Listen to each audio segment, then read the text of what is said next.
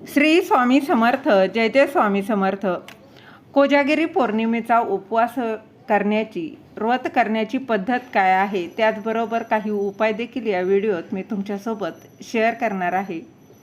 कोजागिरी हा सण अश्विन पौर्णिमेला साजरा करतात. कोजागिरी पौर्णिमेच्या दिवशी चंद्र पृथ्वीच्या सर्वाधिक जवळ असतो आणि त्यामुळे तो मोठा दिसतो. या रात्री लक्ष्मी पृथ्वी तलावर येऊन जागे असणाऱ्यांना धनधान्य आणि समृद्धी प्रदान करते असं मानलं जातं.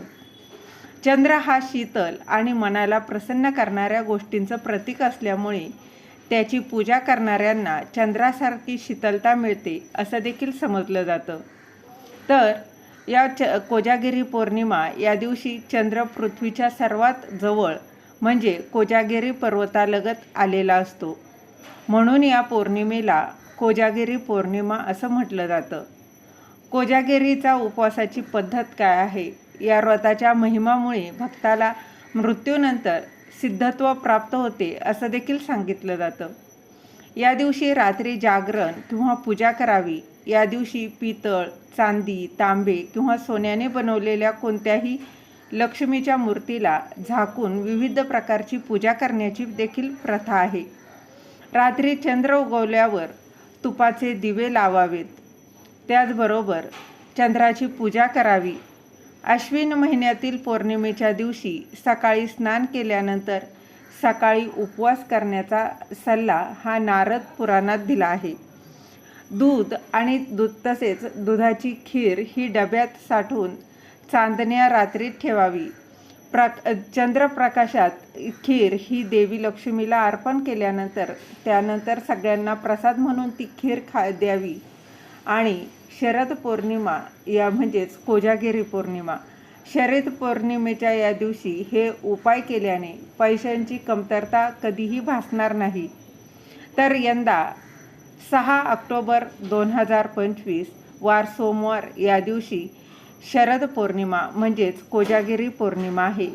तर या दिवशी आई लक्ष्मी या आपल्या भक्तांना शोधत असते आणि म्हणूनच रात्रीची ही पूजा केली जाते.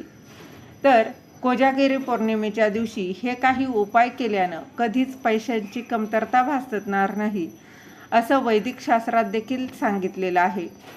पौर्णिमेच्या संध्याकाळपासून दुसऱ्या दिवशी सकाळपर्यंत अखंड दीप तेवत ठेवावा. लक्ष्मी देवी दीप स्वरूपात विराजमान आहे. अखंड दीपाच्या प्रकाशानं देवी धावत येईल. शंखावर केशरानं स्वस्तिक बनवावं.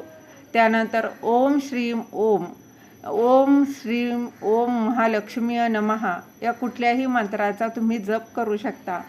लक्ष्मी मातेला अभिषेक करावा.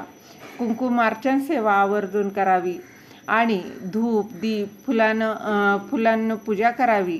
त्यानंतर पौर्णिमेला लक्ष्मी सहस्रनाम, लक्ष्मी अष्टावली, सिद्धी लक्ष्मी कवच, श्रीसूक्त, लक्ष्मी सूक्त, महालक्ष्मी कवच किंवा कनकधारा यासारखे पाठ केल्याने लक्ष्मीची कृपा होईल. पौर्णिमेला आवळ्याची पूजा केल्यानंही लक्ष्मीचा प्रवेश जो आहे तर तो होत असतो. शरदच्या या चांदण्या रात्री आवळ्यातील औषधी गुण अधिक वाढतात.